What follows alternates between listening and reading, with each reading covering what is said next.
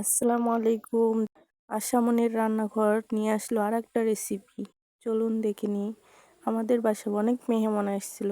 সবাই বলল যে মাছ ভুনা খাবে।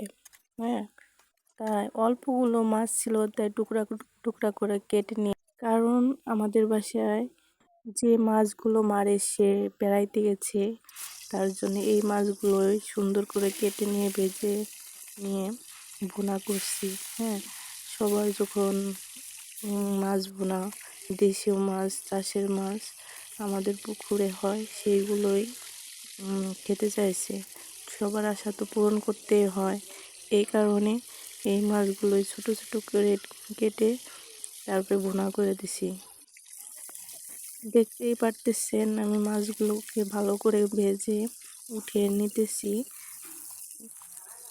তারপরে নিয়ে নিব একটা কড়াইতে তেল দিয়ে সেই মাছগুলোর তেলই দিয়ে ভালো করে পেঁয়াজ মরিচ ভাজবো। পেঁয়াজ দিয়ে দিলাম। পেঁয়াজ ভাজার পরে দিয়ে দেব আদা রসুন বাটা মশলাগুলো দিয়ে দিলাম। তারপরে কিছুক্ষণ ভেজে নিব। কিছুক্ষণ তেলে ভেজে ভালো করে মশলায় পানি থাকবে না, সুন্দর করে ভেজে নিব।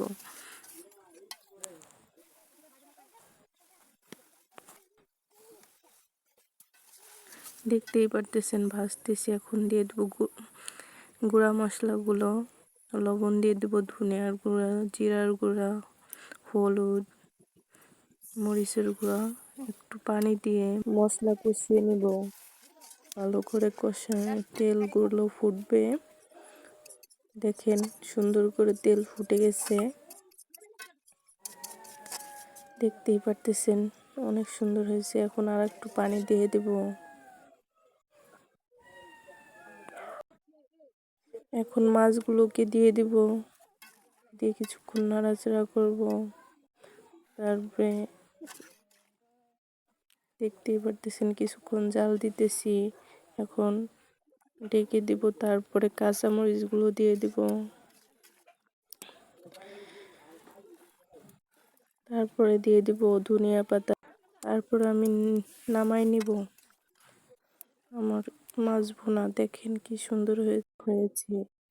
আমার ভিডিও যদি ভালো লাগে থাকে লাইক কমেন্ট করতে ভুলবেন না। আল্লাহ।